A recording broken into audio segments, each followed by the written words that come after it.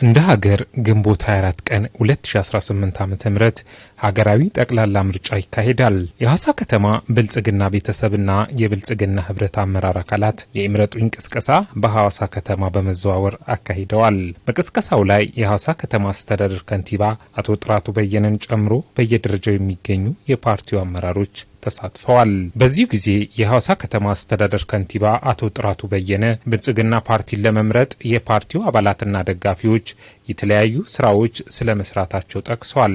የዛሬውም ተሳታፊዎች ድርሻቸው የላቀ ነው ብለዋል። ሰባተኛ ሀገራዊ ምርጫ እንደ ከተማ ነዋሪ እዚህ የተገኛችሁ የፓርቲያችንም አባላት የብሎክ እና የመንደር መሪዎች ዛሬ እዚህ የተገናኘንበት በአንድ መልኩ የፓርቲያችን የምርጫ ቅስቀሳ ለማካሄድ በሌላ መልኩ ደግሞ እንደ ከተማ ነዋሪ በእጃችን የገባውን ድል እንደ ከተማ ነዋሪ በብልጽግና እየሰራን ያለናቸውን ስራዎች በላቀ ደረጃ እንድናስቀጥል ኃላፊነታችንንም እንድንወጣ ነው።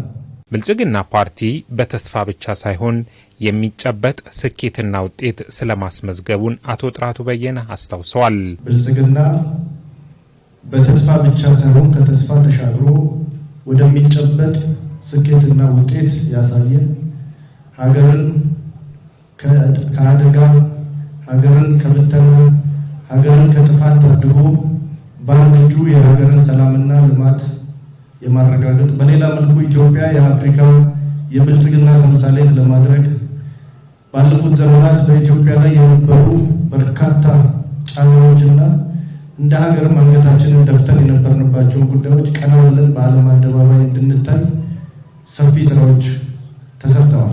የሐዋሳ ከተማ አስተዳደር ብልጽግና ፓርቲ ቅርንጫፍ ጽህፈት ቤት ኃላፊ አቶ ማራዶና ዘለቀ በበኩላቸው መሰል የምርጫ ቅስቀሳዎች ባለፉት ቀናት ስለመደረጋቸው አስታውሰው የተለያዩ አደረጃጀቶች በመጠቀም እየተሰራ እንደነበርም አክለዋል። ገዢ ፓርቲ እንደመሆኑ መጠን ብልጽግና ሁለት ግብ አስቀምጠን ነው እየሰራን ያለ ነው።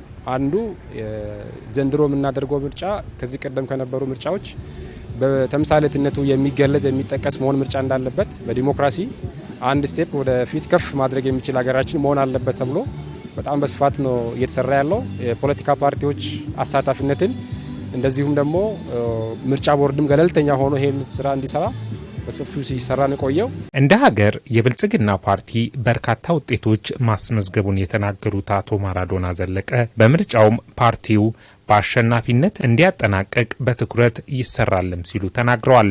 በ5 ዓመት ውስጥ የተሰሩ ስራዎች በይበልጥ ደግሞ አሁን ከቅርብ ጊዜ ወደ ጀመርነው የኮሪደር ልማት ስራችን ይበልጥ ብልጽግናን ቅቡል እንዲሆን በህዝቡም ዘንድ የሰራውን ስራ በአይን በሚታይ መልኩ በሚዳሰስ መልኩ የሰራ ስራ በደንብ አንስተን የምርጫ ቅስቀሳችን አድርገናል ማለት ነው። ከዚህ በኋላም ካሸነፍን ምን ሰራቸው ስራዎችን በግልጽ ለህዝቡ ያስተዋወቅንበት መድረክ ነው ማለት ነው። ያነጋገርናቸው የፓርቲው አባላትና ደጋፊዎች ብልጽግና ፓርቲ የአንድነት ተምሳሌት ነው ብለው በዚህ መልኩ በአደባባይ የምረጡን ቅስቀሳ ማድረጋቸው ደግሞ ልዩ ስሜት እንደፈጠረላቸው ተናግረዋል። በጣም ደስ በሚል ሁኔታ ህዝቡ በነቂስ ወጥቶ በራሱ ፍላጎት በተነሳሽነት ወጥቶ የምረጡን ቅስቀሳ ያደረገው ነው። እንደምታዩት ከተማው በጣም ደምቆ ነው የሚታየውና ደስ ብሎናል። ብልጽግና እንደኛ ከተማችን እንደዚህ አሸብርቃ ያሳየን ፓርቲ ነው።